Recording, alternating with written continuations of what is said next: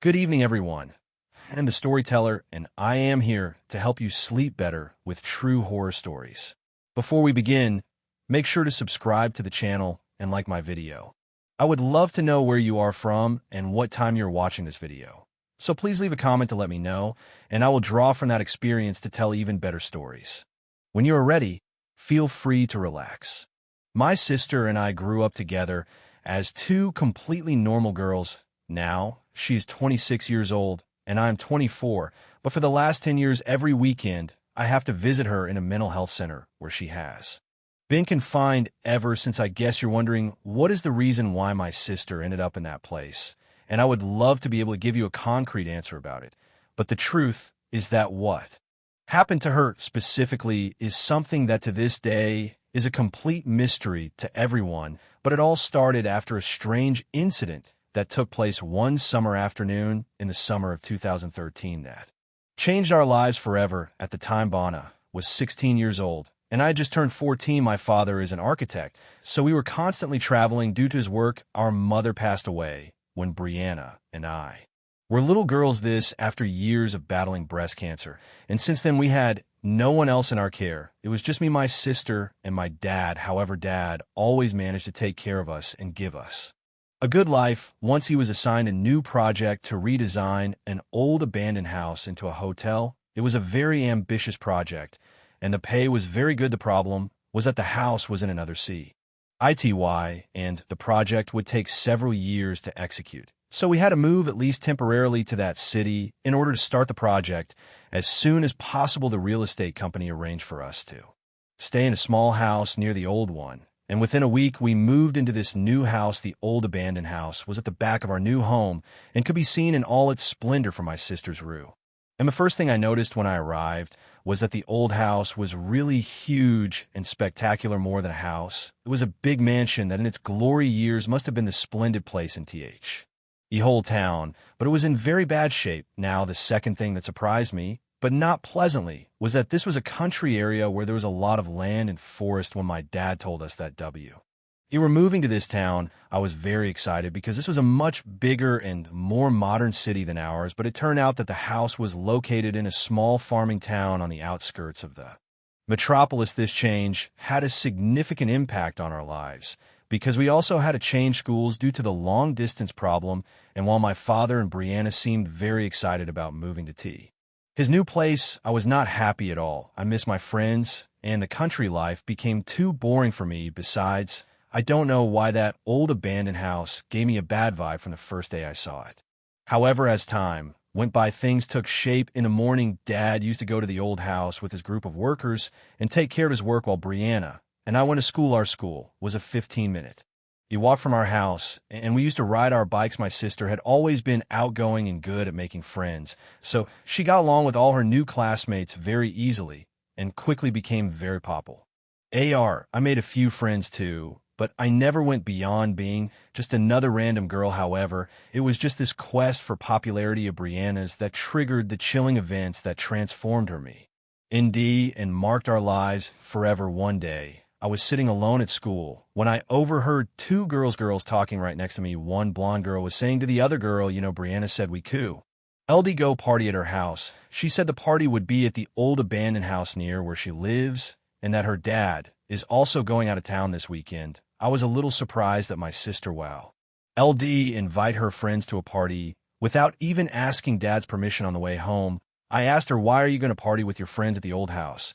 And when do you plan to tell Dad? She looked at me with comfortable eyes and said, yes, I'm planning a party, but please don't tell Dad. Ava, this is a nice opportunity to become more popular, I replied worriedly. Bana, I don't think it's a good idea. That house gives me the creeps. Besides, if Dad finds out about this, he's going to be very upset. Bana laughed and said, oh, relax. If you promise not to tell Dad, I'll get you a beer on the S.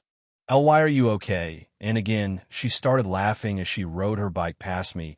I kept quiet, not because of the beer, but because she was happy and excited, and I hadn't seen her like that in a while. But I still felt worried. Dad was gone for 3 days to inspect a new property that would be paid for by the realtor, but before he left, he told us not to go out after 7 o'clock p.m.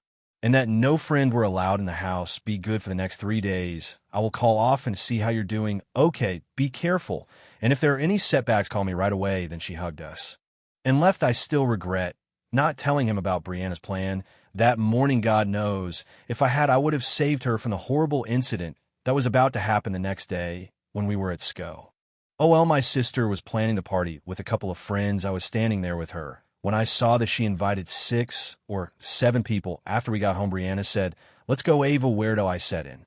Surprised, she replied to the house, "Silly, we have a lot of work to do. I need to clean and decorate the place for the party tonight," even though I wasn't planning on going into that house ever. My sister forced me to do it anyway. As I walked in, the first thing I noticed was that Dad had done an extraordinary job with the living room. The floor was new, and so were the walls. The house finally looked to be in good condition, or at least from the inside. But as soon as I took the first step, a shiver ran down my spine. It was a summer evening, but I don't know why it was cold inside the house. My sister came in, normally turned to me, standing in the doorway, looked at me with worried eyes, and said, "What happened? Come on, we have to hurry." It was only then that I unfroze and started walking. We started putting on chains and tuned in the music player as we began to clean the couches, and the floor staircase on the right led me to the upstairs bedrooms. I climbed the stairs and saw that the second floor was worn and out of use. The repair work had not yet begun there. There was a dirty, torn curtain hanging from the window at the end of the hallway, and it looked really creepy. I was standing there when I felt as if someone was breathing down my neck. I immediately turned around, but no one was there. I didn't tell my sister about this incident because I knew she wouldn't believe me and would just make fun of me for being scared that night. We arrived home around 8 p.m. and a few minutes later, 2 cars pulled up near our driveway. I watched from my window as my sister and her friends went to the abandoned house to party. Brianna turned to me and waved. I waved back and smiled at her, but only on the outside, because inside I was tremendously worried. I lay on my bed and kept thinking about the sinister forebodings I felt in that house. I have no idea when I fell asleep. Suddenly, I was awakened by a loud scream. I recognized the voice immediately. It was Brianna. I ran to the abandoned house to see what had happened. It was already 12 midnight, but before I could get inside, I saw 2 or 3 people carrying my fainting sister out of the house. They took her to her room, and later on the bed, Brianna was completely unconscious in WH.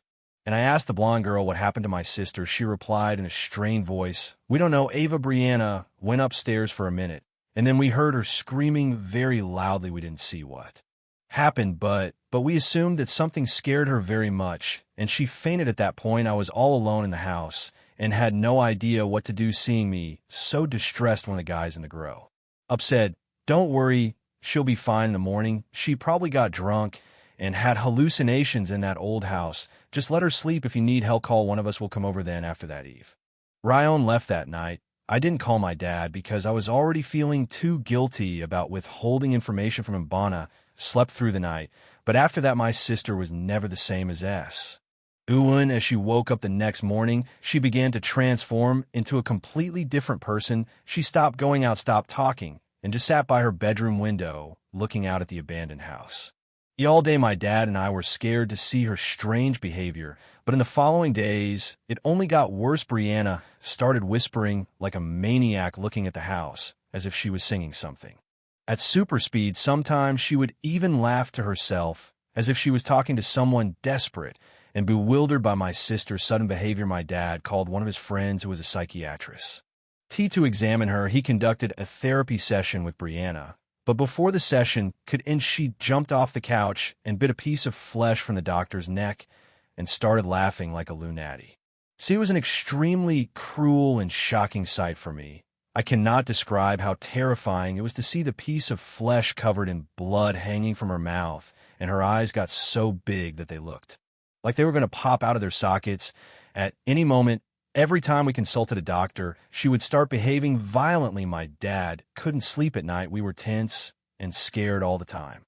And there seemed to be no way to cure whatever had happened to my sister. Throughout this whole process, I was eating away at myself with guilt until one day I just couldn't take it anymore and told my dad about the party at the abandoned house and everything that happened that night. Dad was furious and started to scold me for keeping it from him all this time. That night, we were arguing in the living room until we heard a strange chewing sound coming from Bonna's room. We ran upstairs to the room, and when we opened the door, my heart dropped to my stomach. Bonna was eating a dead rat sitting on the floor. At that moment, I couldn't tell if it was my sister or some possessed creature. She looked at us and started whispering something incoherent. Her eyes were moving frantically and then suddenly turned inward and went completely blank. It was absolutely creepy to see my sister stand like a dog with completely white eyes. At that moment, I screamed in terror and ran to my room. My dad called the paramedics, and after about half an hour, they arrived at the house and took my sister away. She was tightly bound with a stretcher as if they had trapped a wild animal. Brianna was screaming and cursing like a maniac, and the worst thing was that the doctors couldn't figure out what happened to her. I just think she suddenly went crazy, but I knew it had something to do with the house. It broke my heart to see my sister in that condition, but there was nothing more we could do for her. In the days that followed, I searched for everything that had to do with the house and gathered as much information as I could about it. That's how I learned that the previous owner was an old lunatic. His children left him there to die in his old age, and in his last days, the old man used to scream and curse at every human being. He saw the local people told me that he was so violent that no one could enter the house, not even to bring him food and water. The old man would eat anything he could get his hands on and even drank his own pee. After I found out about this, I have repeatedly told my dad that we should perform an exorcism on my sister, but he doesn't believe me. It's like he doesn't care what I say after I hid what happened that night from him. But one day, maybe be out of anger or frustration, my dad set fire to the abandoned house. This got him fired from his job, and he received a lawsuit from his employers. This low FTS broke, and he now lives with one of his old friends in his house. Meanwhile, I have been studying and working ever since to get on with my life. I only see my dad when we go to visit Brianna, but she is no longer violent. She rarely says a word, just looks out of her bedroom window all the time. Music.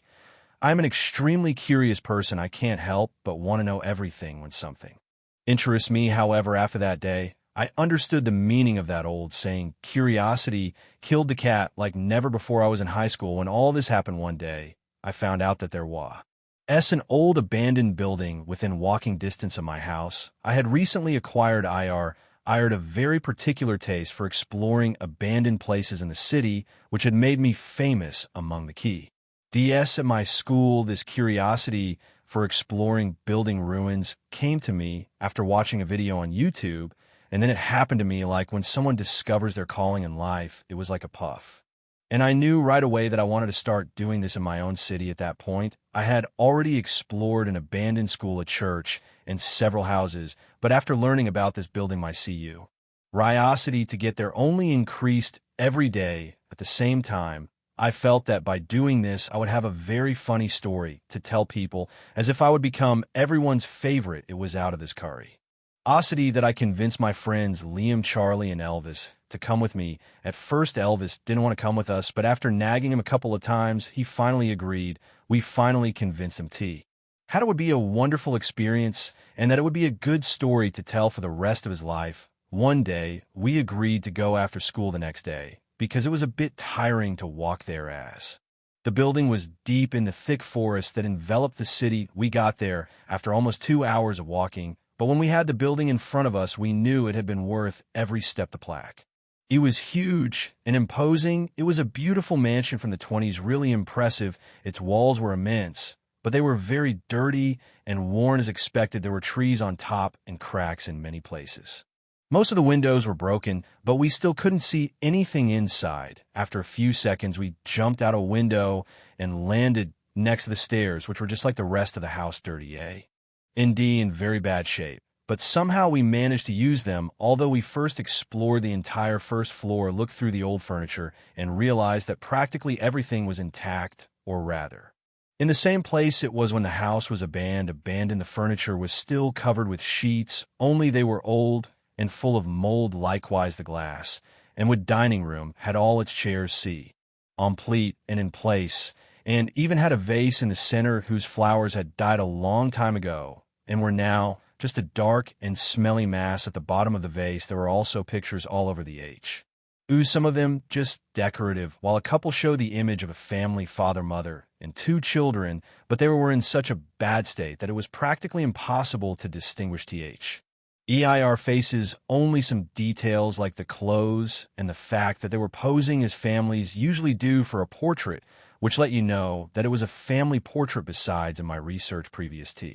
Oh, the exploration, I learned that this house belonged to a mafioso who had fled the country in the late 80s and died in exile, but I found nothing about his family. I guess they fled with him maybe at the same time or later. Of all the places we explored, there was one that particularly caught my attention, and this was the kitchen, because although it was as deteriorated as the rest of the house, his one looked like a small-time capsule. All the utensils were inside the drawers. There were pots, plates, and even supplies inside the pantry. Food obviously rusty and expired for many years in Act by the date that I could read on a label that I found in medium good condition. The house must have had at least 40 years abandoned, so it was very strange that everything was still in place since in this time. This house must have been explored many times. I had explored several buildings with a similar date of abandonment, but in those cases there was a lot of clutter and visible signs of previous looting. Instead, this house was intact, as if it had never been explored before, or as if those who had explored it in the past were there for a very short period of time, enough to leave no traces of air incursion into the place. But while I was there, I had a strange sensation. I felt as if someone was watching me from a corner. I could even swear I saw a silhouette. I immediately turned towards that place, but there was no one there. However, as crazy as it sounds, it was as if I could feel their presence. They're starting to get chills. I decided to leave the kitchen and look for the boys who were poking around in various parts of the living room. After exploring the downstairs part of the house, we decided it was time to head upstairs to the bedrooms. As I told you before, the stairs were made of wood and were very dilapidated, so we had to climb very carefully and one at a time to keep the steps from crumbling under our feet. Upon entering the hallway, we immediately noticed two things. The first was that this area was a little more deteriorated than the one downstairs, and the second was that there was a rather foul odor that spread throughout the hallway. On the other hand, I was still feeling that unsettling sensation of being watched, but I didn't say anything to my companions so that they wouldn't make fun of me. At one point, we stopped to look at a small shelf with trophies that was just down the hall. That's when we heard a loud noise behind us. We all turned around in unison with our hearts racing, only to find that idiot Elvis laughing his ass off from the scare he gave us. Liam Charlie, and I looked at him angrily, as the noise was due to him slamming a door hard, and the last thing we wanted at that moment was for anyone around to hear us and get us in trouble for trespassing on private property. After a little altercation with Elvis, we started looking inside the rooms. This was something we tried to do in a hurry. Because of the strong odor, we assumed it was a dead animal, something we could corroborate when we got to the third room, where there was indeed the corpse of some kind of dog or wolf lying on the side of the bed, which must have been there for a long time. We decided not to explore this room as the smell was too unbearable, so we closed the door and went on. The house was so huge that on that floor there were 6 rooms arranged facing each other along the corridor. As we explored them, we found nothing too interesting, just beds spread out and closets with old moth-bitten clothes, and I was already beginning to get bored when suddenly something unexpected happened. We heard another loud knock coming from one of the rooms we had already checked. At that moment, we were in one of the penultimate rooms and Elvis was with us, so we knew it wasn't him this time. A couple of seconds passed, and we started to hear footsteps in the hallway, followed by the sound of a door being slammed shut. We were scared out of our wits, thinking someone else was in the house. We carefully left the room and headed towards the room where the noise had been heard, opened the door, and got a very frightening surprise. On the back wall, there was a large writing in red letters that said, "Get out of here." There was no one around, nor did we hear the footsteps of anyone coming down the stairs or going anywhere else. But that was not even the most frightening thing. But the writing was made with a very thin line, and next to it was the imprint of a small hand which looked like a child of 7 or 8 years old.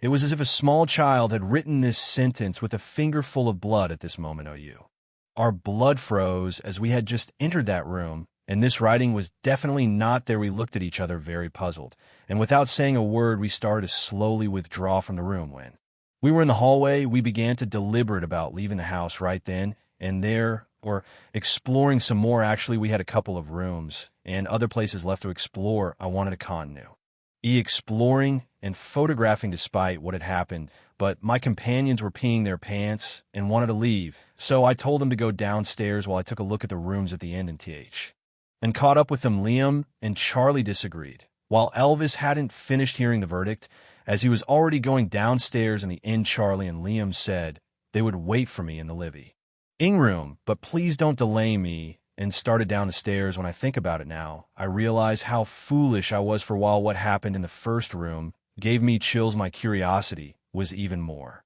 tenacious than the fear I felt when I saw that phrase written in fresh blood on the wall with no explanation for it. I walked to the end of the hallway and opened the door to the penultimate room left. It opened and began to shine my flashlight and take some pictures standing under the door frame. That was all I planned to do, as I already had pictures of the whole house. I was only missing these couple of rooms, the attic and the basement, but I didn't plan to go there, as I knew my companions would kill me if I proposed to enter those places. After all, basements and attics are terrifying in themselves. While I was taking a couple of pictures, some caught my attention, and I began to hear a kind of sobbing coming from a corner of the room, which I could not see from where I was because the bed covered At that moment, I began to feel much more strongly the sensation that accompanied me throughout my exploration in that house, and that is that I felt the presence of a person, and I felt that this person was watching me. I debated between going downstairs, catching up with my friends, and running away from the place, or going into the room and seeing who was there. As you can imagine, my curiosity won again, so I did the latter. I took a couple of steps into the room and immediately felt the door slam shut behind me. I turned and grabbed the handle to open it, but it was completely sealed. Suddenly, sobbing, I heard at first slowly turn into loud crying, and then into screams of terror and suffering. I was frozen and mute with panic. I felt a shiver run through me from head to toe, and my heart gone to beat like a drum inside my chest. This was the cry of a boy or girl, and suddenly I began to hear a loud, deep male voice. This voice was aggressive and shouted angry insults, which were followed by dry heaves and cries of pain from the child. It was absolutely terrifying, chilling, and very desperate at the same time. I started to look in all directions, but there was nothing. The room was completely empty, but I could hear the voices, the screams, the blows. While I felt a tremendous helplessness for not being able to do anything, it was clear that this was a heartbreaking scene of child abuse, and been a child myself who was abused by a stepfather at one point in my life. It was all too overwhelming. The sound continued for a few seconds and became louder and more painful to the point ere I fell to my knees on the floor, crying with my eyes squeezed shut and screaming as I covered my ears with my hands in an attempt to silence the torment, when suddenly from one moment to the next, everything went silent. After a few seconds, I opened my eyes and stood up again, feeling my body trembling and still with my heart racing. I wiped my tears and looked up, and then terror invaded me. Telly on the wall in front of the bed was written once again in blood the phrase, "I told you to get out of here." I took a couple of steps, and as if someone had ordered me, I turned my eyes towards the cor.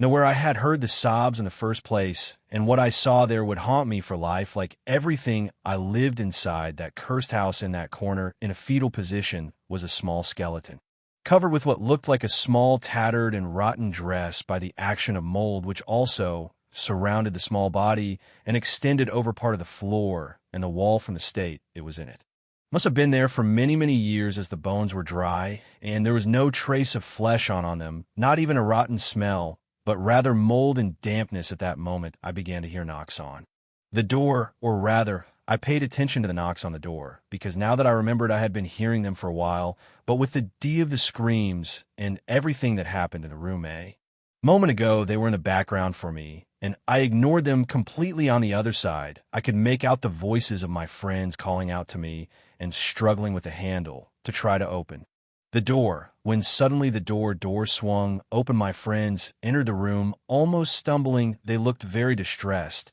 and began to ask me what was going on and if I was all right, since they had My screams downstairs it was then, when without saying a word, I pointed to the corner, and they saw completely terrified the small skeleton lying there. That same night, we called the police, and they entered the house and removed the body. Curiously, when the security forces arrived, the writings with blood on the walls had disappeared. A few days later, we learned the story behind the small body found in the house. It was an unsolved crime from 30 years ago. The skeleton was that of a 7-year-old girl named Amanda, who was the daughter of a merchant living in the neighboring town. The girl disappeared without a trace in 1992 and was never found. Just as her captor was never found, her parents had already passed away, but she had 2 brothers who were notified and went to pick up her body to give her a dignified burial. Knowing this story broke my heart. The subsequent autopsy showed that the cause of death was multiple stab wounds, and it is presumed that the perpetrator abused her before finally murdering her. However, this did not come as a surprise to me, because all the horrors that little Amanda suffered, she herself showed me in that room. But that is something I never talked about with anyone. I simply felt that to relate this was to relive it, and I didn't think I could bear it. I remembered the writings on the walls and knew that these were surely her attempts to warn us to get out of there. Maybe she wanted to save us from her killer. As you can imagine, that was my last exploration of an abandoned building. After that terrifying experience, I was never again curious to visit a ruined place. I can only take solace in knowing that while justice was never served in Amanda's case, at least her body was found and her family was able to have closure. My name is Joshua. I am 17 years old and I live in Australia. This story took place about 3 years ago and involved my best friend, whose name I don't want to mention out of respect for his privacy, and myself. For the purposes of the story, we are I wanted to call my friend Daniel. I always get into a lot of mischief. When we are together, the problems we cause range from the typical ding-dong on other people's doors to public vandalism.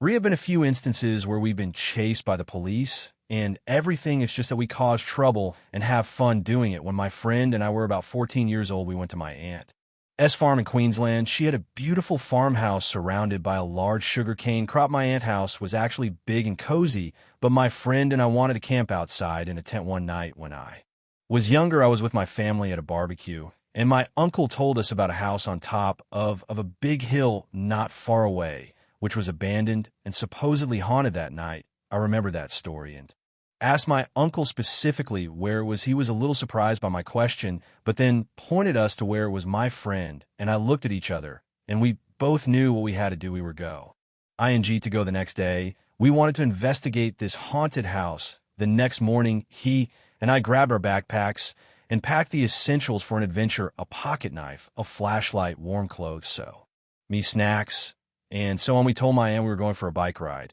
and she said, "Okay, just take care of yourselves and stay out of trouble. I don't want to hear any complaint from other people on the FARM about your shenanigans." We assured her we would behave, so we grabbed our bikes and our bags and left. This was a very hot day, so biking up the hill was really tiring. We were too tired to carry the bike up the steep hill, so we left them at the bottom and walked up. Once we got to the top and had a clear view of the house, I felt nauseous and sat down for a while so I could rest. The truth is that I was expecting a big country house with lots of nooks and crannies to explore, but the truth is that the house was very small, only one story high. Finally, I felt better, and we walked to the front door of the cottage. To be honest, you wouldn't think it was abandoned. None of the windows were broken, and it looked stable, although we couldn't see inside because the windows were boarded up from inside the building. We were very curious, so curious that in the end my friend and I did something very, very stupid. We threw rocks at the window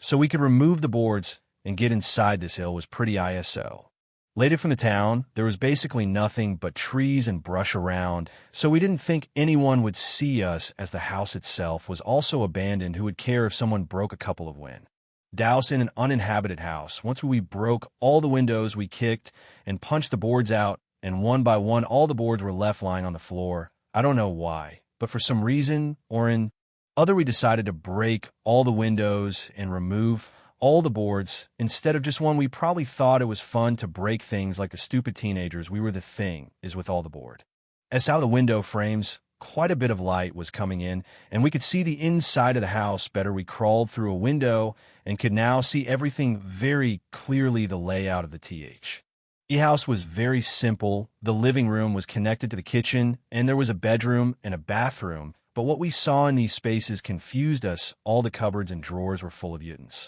ILS, dishes, bowls, pans, books, paintings, and so on. However, this place was supposed to have been abandoned for a long time. Once again, like the stupid teenagers, we were my friend, and I made yet another dumb decision. We started throwing rocks at the cabinets and emptied all the drawers, broke plates, glasses, and basically completely trashed the place. In one of the drawers, we found cool board games, books, cards, and stuff like that. Then we went to the only room in the house and found a picture of family in the drawer. There was an old man, an old woman, a boy, and a girl who was wearing a light green dress. Had very long, dark brown hair. The strange thing was that the girl was not close to everyone else. The old man, the woman, and the boy were together and smiling, but the girl was to the left and far behind. We thought that was odd. We also saw that something was written on the back of the picture, and my friend thought it would be funny if he tore the picture into pieces. This made me a little uncomfortable, as I thought the image seemed to have emotional value to whoever owned it. That was my line of thinking, but I decided to keep quiet because I didn't want to be a spoil sport, so I told him that was fine.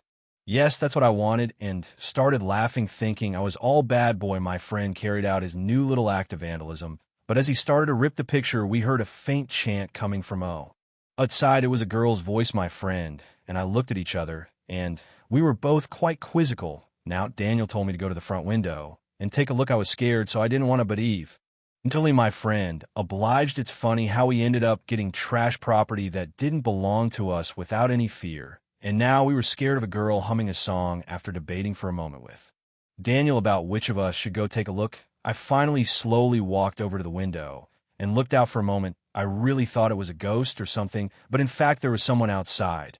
And they were singing, but it didn't look like a ghost at all, but a flesh and blood girl. However, there was something about her that really caught my attention, and that was that she was a girl about 11 years old, wearing a green dress and had dark brown hair. She looked exactly like the girl in the picture. How could this 11-year-old girl who was singing in front of me have a picture of her from 1977? I froze in fear. I ran away from her when I heard Daniel whisper to me, "Dude, what's going on? What do you see?" I turned around and crawled on all fours back to where my friend was, trying to be as quiet as possible. I told him what I saw, and at first he didn't believe me. He said it wasn't even funny and to stop making those tasteless jokes, but I assured him that what I was saying was completely true. But he remained stubborn and said, "Take a picture and I'll believe you." I asked him why he didn't go out and look himself, but he said he didn't want to because he was scared too. At least he was honest in ADM.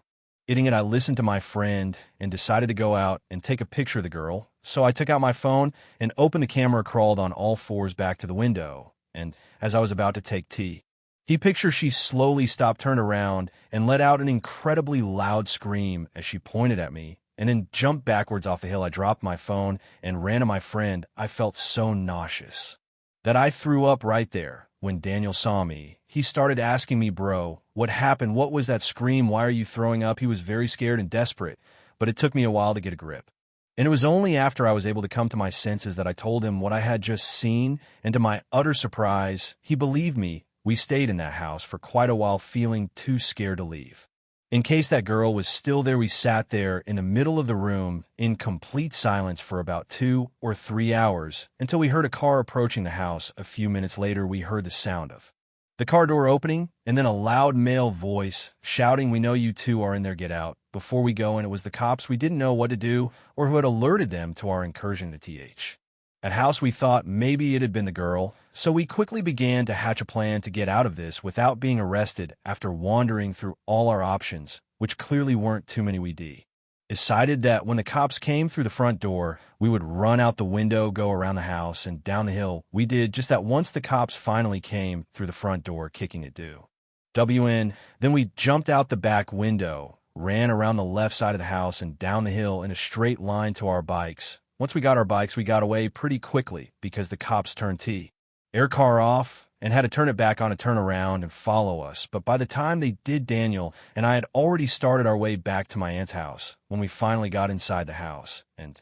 we're safe. We didn't speak at once. as we were both traumatized by the whole situation. When we finally got inside the house and were safe, we didn't speak at once, as we were both traumatized by the whole situation. For several hours, we were nervous and expectant, thinking that at any moment the police would arrive at the house and arrest us. But fortunately, that didn't happen. Later that day, we talked to my uncle again about the house, and then he admitted that what he said about the house was not 100% true. His original story that the house was haunted was just to scare us, as there was no indication that it really was, but that it just wasn't being used. He said it was a vacation home that foreigners could rent for their visits to this part of Australia, but no one used that house because everyone saw it was haunted. But this belief arose from events that happened in that house many, many years ago. Supposedly, this house has belonged to the same family since the 1920s. An elderly couple lived there from about 1940 to 1977, when that elderly couple brought their grandchildren to stay there for a weekend. There was a boy and a girl, but the girl had a mental illness, bipolar disorder, according to Repper.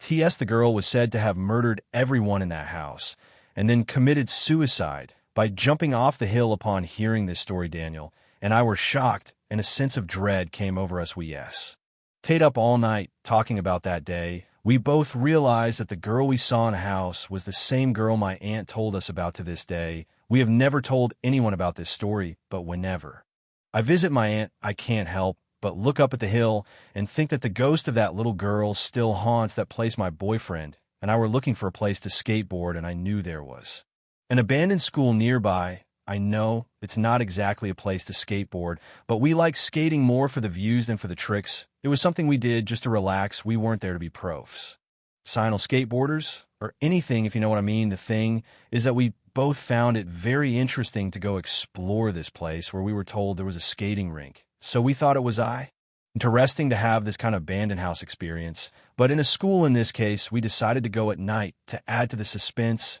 and also so that no one would see us and end up calling the police. That night, we arrived at the place at about 9 p.m. And as we were parking, we noticed that there was a larger parking lot in the back. We got out of the car, entered through an opening in the wire mesh that covered much of the surroundings, and saw that here was indeed a skating rink and also a field area inside the school premises. But instead of staying there and start a skate as we had originally planned, we decided to walk around this abandoned rink. And when we approached the school, we noticed that there were some kids on the roof playing, but then they left, probably because it was already late, so logically they had to go back to their homes. We took a look around the building to browse as planned, as the doors were padlocked and there was no way to get inside. After a walk around, we were ready to return to the rink to finally start scat. However, this plan changed radically when we saw that one of the windows had blown open due to the action of the breeze. Surely at this moment, an idea lit up my head. I had always wanted to explore an abandoned building, and I simply couldn't say no to the opportunity that had clearly presented itself in front of me. My boyfriend was suspicious of the idea and told me that maybe it was a bad idea to enter that school without permission and at this time of night, since we could get into trouble. But I told him that we were already there, and if we were getting into trouble from the very moment we crossed the gate, we were already in trouble. He insisted and said we should go back to the parking lot and finish skating, but I convinced him to come inside with me and explore the inside of the school. After all, it was exciting and it would be a good story to tell.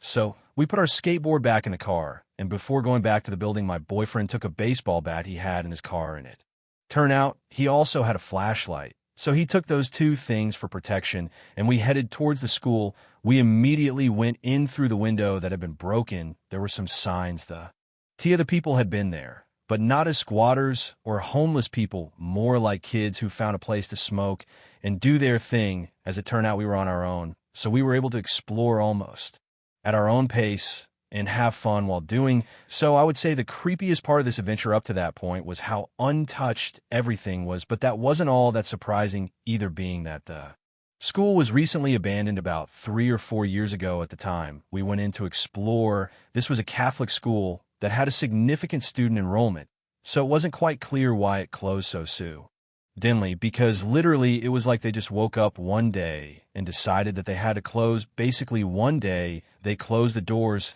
and didn't open them anymore. They sent notices to the student body representatives and notified them that the institution would not be incorporated for the new school term. Regarding this, there are different hypotheses. Many said that something spooky had happened inside the facilities of that school. Other versions pointed out that there were administrative irregularities and the authorities forced the institution to close its doors, while another speculation I was rumored about the place was that it was haunted and that there were several children had reported having encounters with some sinister figure besides hearing strange noises and experiencing paranormal events, which made many parents no longer wanted to enroll their children in that school, regardless of the true reason for its closure and abandonment.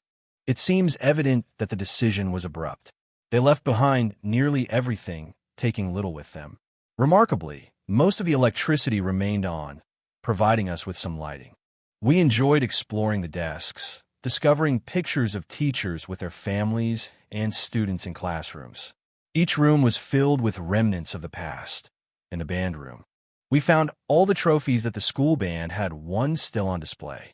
The prop closet in the gym area brimmed with an array of items: soccer balls, goals, pads, and all manner of sporting goods that once filled that space. Everything remained intact. The auditorium, too, was filled with props and photographs of past choirs. One of my favorite spots was undoubtedly the science classroom, where chemicals, scalpels, test tubes, and a few microscopes sat neatly on a shelf. The room was alive with scientific instruments and materials, much like everything else in the BU. Leaving that place, I couldn't shake the feeling that it was a missed opportunity. So many items we discovered within the school grounds were still perfectly functional and could benefit other children. After wrapping up our time in the science area, we made our way to the main office. There, tucked away in one of the principal's desk drawers, we stumbled upon the keys to every room in the building, accompanied by a map of the entire school. This fortunate discovery was a game changer, as the Ma. It was an experience that felt almost dreamlike, yet utterly captivating. The thrill of visiting such a place was undeniable. Within the cathedral, there was a section featuring confession rooms, and stepping into one of those was undeniably unsettling. I must admit, the atmosphere was thick with an unusual heaviness, a darkness that seemed unique to that space. There were moments when we could have sworn we heard something, causing our hearts to race as we contemplated how we might escape or conceal ourselves if we found ourselves in a chase. I found myself in one of the confessionals while my boyfriend stood outside, gripping a baseball bat and torch, visibly anxious. This time, he was the one convinced he heard strange noises, but I was oblivious, completely absorbed in my exploration. Despite his insistence that I should be wary, I was captivated by the surroundings. The truth is, as I mentioned earlier, the energy in this place was palpable. An unusual atmosphere that triggered a memory of something I had heard previously regarding this school, though I never took it seriously. There is a rumor that the priest associated with the school had allegedly abused several children, and upon being discovered, he ended his life by hanging himself in this very room. Some suggested that this was the true cause behind the abrupt closure of the school, and that the lack of media coverage was due to a substantial payment made to keep it quiet, conceal it. Yet this was an experience devoid of any documentation. However, in that moment, as I sensed the energy shift, I couldn't shake the thought that perhaps there was some validity to these assertions. As those thoughts swirled in my mind, I began to hear a noise reminiscent of doors creaking open and slamming shut. I glanced at my boyfriend, who stood there, clutching his baseball bat with an intensity that was palpable, his face etched with panic. He urgently insisted that we needed to leave immediately because we felt an overwhelming sense of unwelcomeness, aware that we might encounter someone unpleasant or even worse, something we wished to avoid. The sounds of doors ceased momentarily, and in that silence, I realized he was right. Just as we were about to exit the confessional and leave the school, a sudden banging erupted from the ceiling, sending a jolt of fear through me. My boyfriend, panic-stricken, exclaimed, "I knew we shouldn't have done this.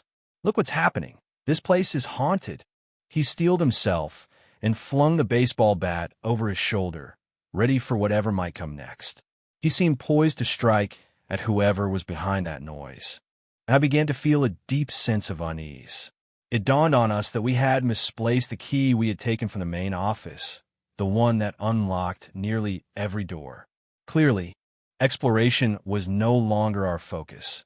Our immediate concern was to escape as quickly as we could. As we contemplated our predicament, the knocking grew nearer and more intense. We were baffled by the source of the sound, which felt as if something was pounding against the ceiling. In a panic, we dashed out of the... As we moved from the cathedral section into the school corridor, the thumps on the ceiling trailed us down the hallway. What began as mere noises morphed into the unmistakable sound of a massive buffalo thundering across the roof. It was an eerie and unsettling experience. Soon, we began to hear whispers, many voices overlapping, akin to a group of children murmuring simultaneously, their tones low and reverent, as if engaged in some kind of prayer. Yet, the words were lost to us, shrouded in incomprehensibility, adding to the unsettling atmosphere of the school, utterly devoid of anything, making our situation feel insurmountable. My boyfriend and I dashed forward, panic rising in my throat as the sounds grew louder. I had never witnessed such fear in him before. His eyes darted around, desperately searching for the path we had taken. We both recalled it was through the shattered window near the school's entrance, just beyond the science labs. Yet in that moment, he seemed lost. Overwhelmed by my own terror, I followed his lead, trusting him to guide us out. After all, with the baseball bat in hand, I found myself with no chance of confronting anyone. As we searched for the broken window we had entered through, it became clear that we were eager to avoid being trapped inside. If we didn't locate the window soon, we would need to consider alternatives. The challenge was that the doors surrounding the building had been locked since the school closed 3 or 4 years ago. Remarkably, they remained in very good condition, and it was solely due to in that initial location, every door remained intact, untouched, as if no one had attempted to breach them. This was troubling, deeply troubling, as the knocking intensified, echoing louder with each passing moment, while the voices drew nearer. In our frantic search for the entrance and the elusive broken window, we finally spotted a glimmer in the distance, a patch where moonlight filtered through. It dawned on us then that this was the cursed window that had eluded us for so long, and without hesitation, we sprinted towards it. We rushed towards it at full speed. When we finally arrived, my boyfriend dropped the baton flashlight and hurled himself through the window, landing awkwardly on the other side and giving himself a bump. Yet he quickly recovered, grabbing my hand and offering me a boost through the window. At last, we escaped that hellish place. As we reached the parking lot, eager to leave and never return, we glanced up at the roof of the building, bracing ourselves for whatever awaited us. Then, to our astonishment, the kids who had been present when we arrived were back, cackling with glee as they leaped and bounded across the roof, showcasing their parkour skills. It was them all along, crafting a jest out of our poor choices while my boyfriend and I nearly jumped out of our skins. A part of me wanted to march over and deliver some well-deserved payback, but instead, I reflected on our own foolishness and how expertly these little rascals had orchestrated our fright. In truth, I found the whole situation rather amusing. We burst into laughter, and soon my boyfriend joined in, sharing the moment with me. We continued to chuckle for a while, and eventually we pulled out our boards and went skating, just as we had intended. I had the clever idea of entering the building, and I'm sure this will make for a great story to share. I hope your day is filled with health and joy. I invite you to subscribe to my channel to hear true horror stories. Hello, and see you again.